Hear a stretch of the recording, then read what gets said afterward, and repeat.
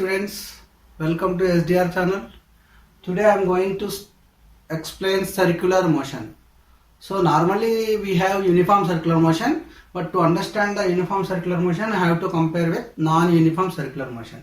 Okay, let us start.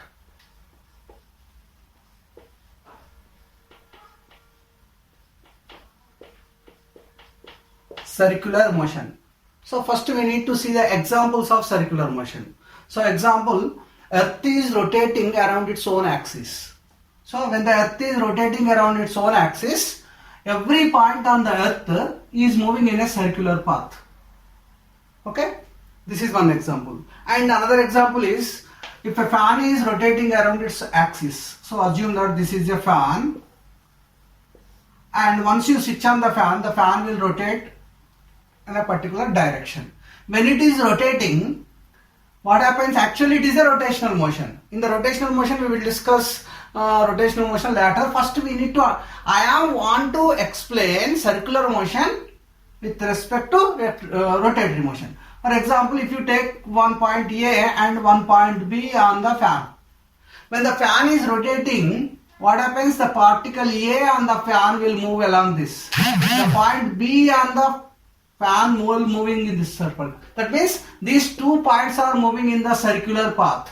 This is the example of circular motion. But the only difference is only one body, but the different points are moving in different paths. So the distance travelled by the particle A, distance travelled by the particle B is different because the radius of circle is different. Okay. So once you understand this example, now we can go for actual circular motion and the related physical quantities. So for example, a particle is moving in a circular path. So the best example for horizontal circular motion, we are talking about horizontal circular motion. The best example is you take one thread and connect a stone to the thread and rotate with finger. So assume that the center point is, the center of the circle is your finger and this is the stone. When you rotate this stone by using a string or thread, what is happening actually? The stone and finger both are pulling the thread in opposite direction. So tension is created in the string. The tension created in the string act on the stone such a way that its direction is towards the center of the circle. So the tension is acting along the radius and towards the center. So this tension is acting as a centripetal force. What is centripetal force actually? The force which is needed to move a body in a circular path. So for example, you are driving your vehicle in a straight path. Suddenly if you want to take the turn, so if you want to move the vehicle in the circular path, what force is needed? Centripetal force is needed. But in our vehicle there is an engine which cannot supply the centripetal force, which can give the accelerating force to move the body in the forward direction. But to turn the vehicle, the centripetal force is needed. But here centripetal force is a force which is used to move the body in a circular path. But in this case, the centripetal force is tension in the body, the tension in the thread. The tension created in the string is acting as a centripetal force. So in case of planets and solar system, planets are revolving around the sun. Their gravitational force between the sun and planet is acting as a centripetal force. And in a given atom, electrons are revolving around the nucleus. So why? Because inside the nucleus there are protons and neutrons. Neutrons are neutral, but protons are positively charged bodies. Electrons are negatively charged particles. So like charges repel each other, the unlike charges attract each other. That's why there is a electrostatic attractive force between the protons and electrons. So this force of attraction between the electrons and protons is acting as a centripetal force. So any force can act as a centripetal force.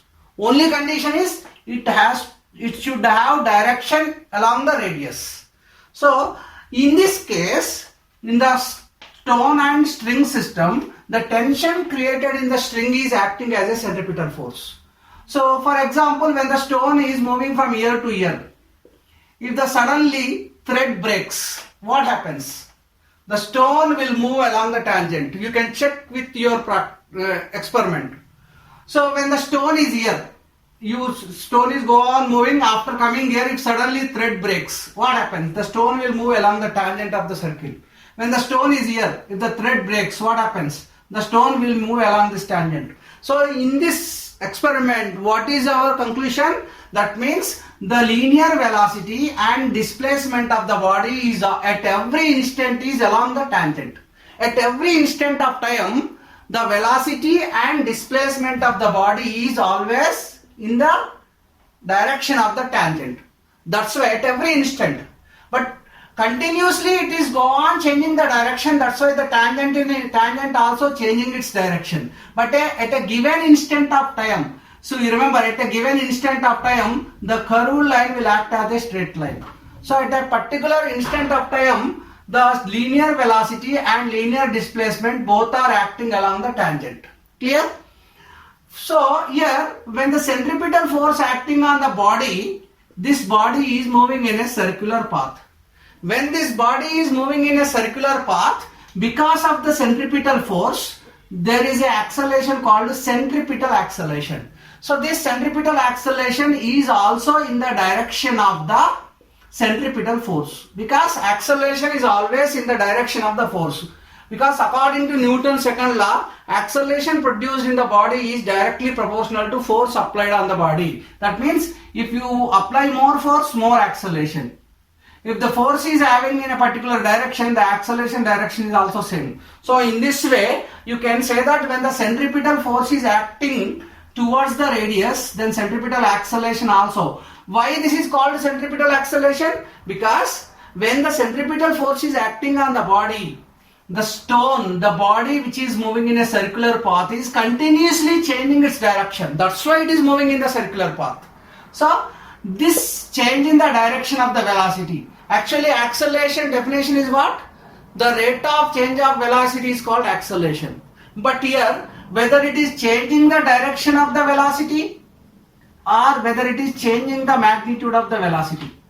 But if there is a change in the velocity, then the body will get acceleration. But in this case, when the particle is moving in a circular path, because of the continuous changing the direction of the velocity, the body is getting acceleration. This acceleration is called centripetal acceleration or radial acceleration, as it is acting in the direction of the radius. It is also called normal acceleration, as it is normal to the tangent. This centripetal acceleration formula by is equal to v square by r. So in the next class I am going to derive this formula, but I want to say the acceleration of the body, when a body is moving in a circular path, the acceleration acting along the radius is called centripetal acceleration. Its formula is v square by r. Here v is the velocity of the body along the tangent, r is the radius of the circle. Okay. Once you understand this, now we are going to discuss about uniform circular motion and non-uniform circular motion. What is the difference? So for example, if a particle is moving in a circular path, so the particle started at point A. So initially it is at point A. After 1 second, if the particle is, in the first 1 second, if the particle is making certain angle at the center, this angle made by the particle, when it moves from one point to another point on the circle, this position vectors of particle at point A and at point B are making certain angle with each other. This angle made by the particle at the center, this angle subtended by the particle at the center is called angular displacement. This is called angular displacement. Angular displacement is nothing but angle only. It is measured in radians. So in the particle, in the first 1 second, for example, if the particle completes 2 radians angle, in the second also it covers 2 radians. In the third second also it covers 2 radians. So assume that this particle is moving in a circular path, but at every instant of time, at every 1 second, you are observing the angular displacement is 2 radians, 2 radians, 2 radians. So you can say that the body is in uniform circular motion, because if a particle makes equal angular displacements in equal intervals of time, first 1 second is 1 second, second second is 1 second, third second is 1 second, fourth second is 1 second. So 2 radians, 2 radians, 2 radians, 2 radians. So in this way, if the particle moving in a circular path covers equal angular displacements in equal intervals of time, the body is said to be in uniform circular motion. So uniform circular motion. So why it is called uniform circular motion? Because it is covering equal angular displacement, equal intervals of time. So already in kinematics we studied, if a body is traveling from A to B in a straight line, in the first 1 second if the body covers 2 meters or 3 meter distance, second 3 meter distance, third 3 meters distance, if the body covers equal linear displacements in equal intervals of time, the body is said to be moving with uniform velocity.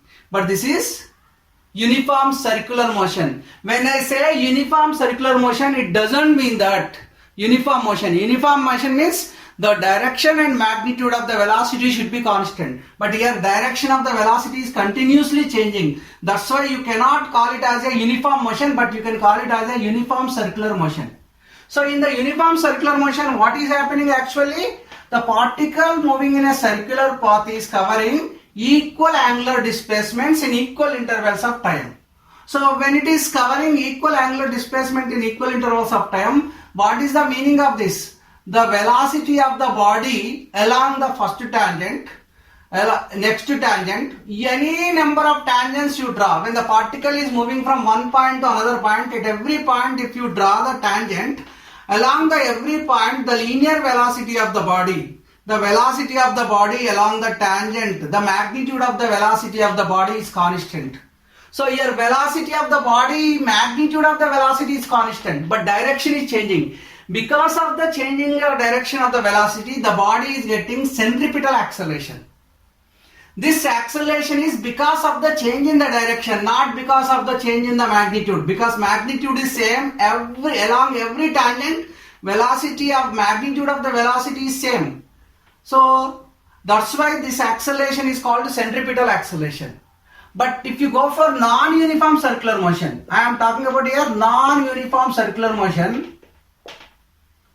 Observe this. In the non-uniform circular motion, the point moving in a circular path, in the first 1 second, for example, it covers 1 degree angle. In the second, it covers 2 degree, 3 degree. So 3 radians, 1 radian, 2 radians, 3 radians, 4 radians, like this. So that means in the every 1 second, you are observing, if the particle moving in the circular path is covering unequal angular displacement, unequal angular displacements in equal intervals of time. See the difference. In the first 1 second, second second, third second, fourth second, in all seconds, in every instant of time, it is 2 radians, 2 radians, 2 radians, 2 radians. But it here 1, 2, 3, 4. The angular displacement is different at different instants of time. So you can say that this is called non-uniform circular motion. So there is a misconception that non-uniform circular motion means not is exactly circle. No, this is also exactly circle. There is no doubt. But here, the only direction of the velocity changes, then it is called circular motion. But if along with the direction, if the magnitude of the velocity also changes. For example, when the body is here, its velocity is 1 meter per second. In the next tangent, it will 2 meters per second. In the next tangent, 3 meters per second. So that means the velocity of the body, it's not only changing its direction, its velocity, direction and magnitude both are changing. If the magnitude of the velocity is also changing, why its magnitude is changing? Because it is covering unequal angular displacements in equal intervals of time. Then definitely the body must be having different magnitude of linear velocities at different tangents. So here magnitude of the velocity is also changing along the tangents. So along the tangent, the magnitude of the velocity is changing now. That's why you can say that the body is getting tangential acceleration. This is actually normal acceleration. Kinematics we studied now. Acceleration is nothing but change in the velocity divided by time. So here this acceleration is because of rate of change of velocity, dv by dt. That means if there is a change in the magnitude of the velocity, v minus u divided by t, it is nothing but dv by dt. This acceleration is nothing but tangential acceleration. This tangential acceleration is because of the change in the magnitude of the velocity. This acceleration is because of the change in the direction of the velocity. I hope you understood what is centripetal acceleration and tangential acceleration. Once you understand this, till now I am talking about only linear physical quantities. I need to enter into the angular physical quantities because the body is going making certain angle at the center. Once you understand this centripetal acceleration and linear tangential acceleration, now we need to discuss about the net acceleration, net linear acceleration of the body moving in a circular path. When the particle is moving in a circular path, for example, if it is non-uniform circular motion, the centripetal acceleration will be in this direction, tangential acceleration will be in this direction. Then if you observe this case carefully, same particle but it is having two acceleration in the non-uniform circular motion. One is centripetal acceleration, one is tangential acceleration. If you consider these two accelerations of the body as two adjacent sides of a triangle, according to triangle of vector addition, if the two vectors are acting as adjacent side of triangle, then closing side of the triangle in opposite direction can act as a net acceleration or resultant of these two vectors. So this is called net acceleration. The net linear acceleration is nothing but at square plus ac square plus 2at 2at ac cos theta. I hope you can remember this formula. Because when two vectors are added, a and b, the resultant vector, the magnitude of the resultant vector formula, a square plus under root a square plus b square plus 2ab cos theta. So here a is at, b is at. So I am taking this a and b 2ab cos theta. So in this case, if you observe this carefully, here tangential acceleration and radial acceleration are perpendicular, because for a given circle, radius always perpendicular to the tangent. So that's why in this case you can write at square plus ac square plus 2at ac cos 90. Cos 90 is what? Actually 0. So that's why this term becomes 0. That's why the net acceleration of the body is equal to under root sum of the squares of two linear acceleration, at square plus ac square. If it is non-uniform circular motion, this formula is suitable. At value and ac value you have to substitute. But if it is uniform circular motion, what happens? In the uniform circular motion, tangential acceleration is 0 because there is no change in the magnitudes. You have only ac square. So if you cancel this, ac is equal to, if you cancel this, you will get at is equal to, a is equal to what? AC. That means when a particle is moving in a circular path, if it is uniform circular motion, the net linear acceleration is equal to the only centripetal acceleration. I hope it is clear for you. So in the next class I am going to discuss about the linear physical quantities and angular physical quantities of a body moving in a circular path. So thank you for listening. Don't forget to subscribe this channel to get notifications of my further videos. So